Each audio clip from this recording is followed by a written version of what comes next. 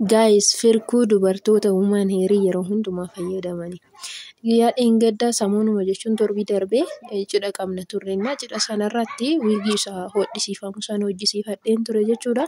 Du'een torbii tokko gahe mataan koo na hooksisee jechuudha. Yeroo hoqutti nama daa'e keessa darbee gaa'is bayyeessus wanti hin bariin akka namoo akkasumatti danda'umoo itti baraayite rifeensi isaanii qodaan isaanii akkas baataanii naaf galaan jiru. Rifeensi kophaa isaa ergan duwwaa galee jechuudha baay'ee miidhamee ture. Akka duraanii kunuunsa hin argatu turre gallaan baqa dibanni koos shaampoo koos itti baruu dadhabe sammuna jalqabaa tokkommoo dhadhaa argadhe jedhee dibadhee baay'ee narraa yaa'e jechuudha.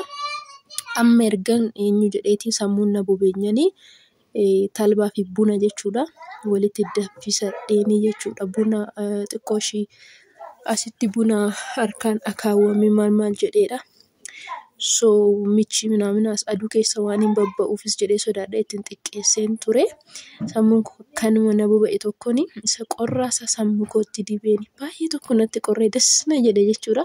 Yeroon hooqu sana keessa isaa waan baay'ee nama madaa'ee fi gaafa talbicha sanatti godhu keessatti qorree dasna jedhee ture jechuudha. Innaa rifeensi koo akkuma argitan baay'ee miidhameetu jira.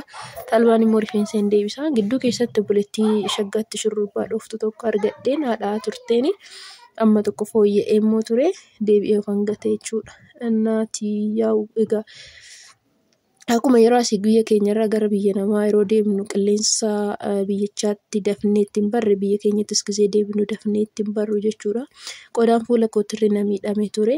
Talbaan kun immoo qodaa fuulatiifis baay'ee gaariidha jechuudha. Bunni illee bareedaadha.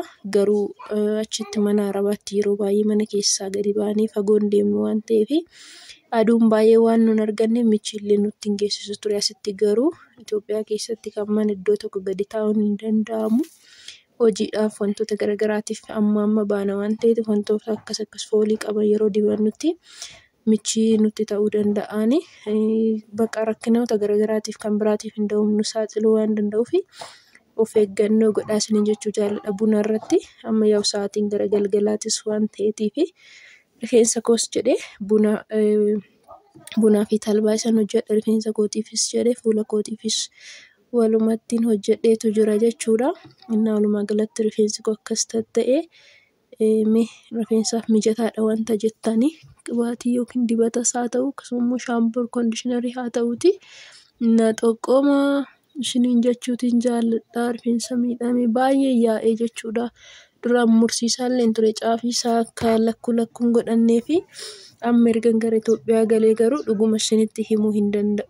Yesuus Kiristoos akka inni itti narraa yaa'e dhadhaan duratti rifeensi koo jaallaturre amma itti baruu dadhabe jechuudha. Gaayis baay'ee tokko dhadhaa yeroo dibadhe hiyyaa'a jechuudha. Namni tokko immoo rifeensi yaa'u rifeensa guddatuudha naan jiran guddina isaas siquu isaas hin agarre. Baay'ee baqa inda'um jala yaa'ee caafii isaatti haphataa dhufe jechuudha. Innaa kana fakkaata gaayisii isiniin jedha talbaa fi bunni ani walitti danfises kanadha buna ittiin xiqqeesse baay'ee saayii akka makkoon isiniin jedhe michi naamna natti horanneef jechuudha.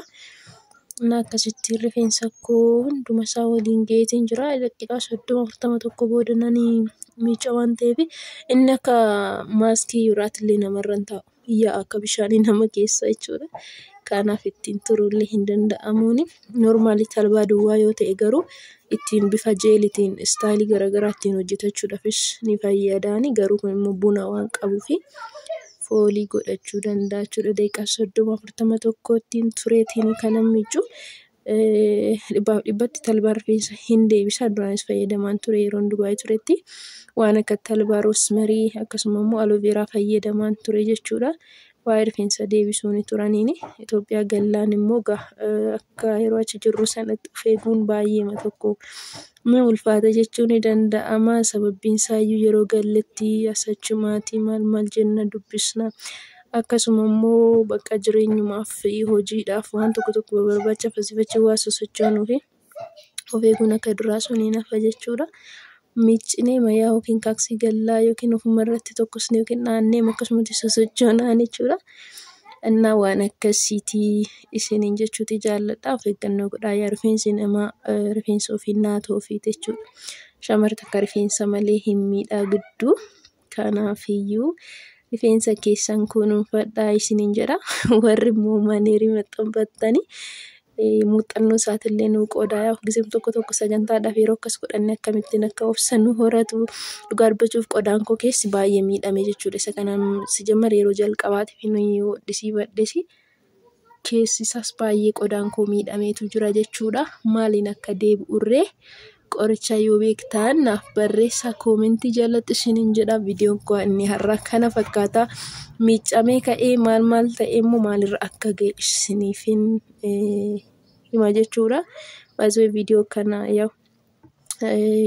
faayidaa akkasii kennarraa baradhaa jedhuuf osoo hin taane tokkoffaa muuxannoo qabdan akkanaa qooddaniifan hojjedhe jechuudha.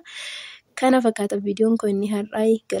Gamanumaan chaanala kanaaf haaraa warri taatan sabiskiraayib gochuutiin nu cinaa dhaabbadhaa isiniin jenna. Galatooma ulfaadhaa.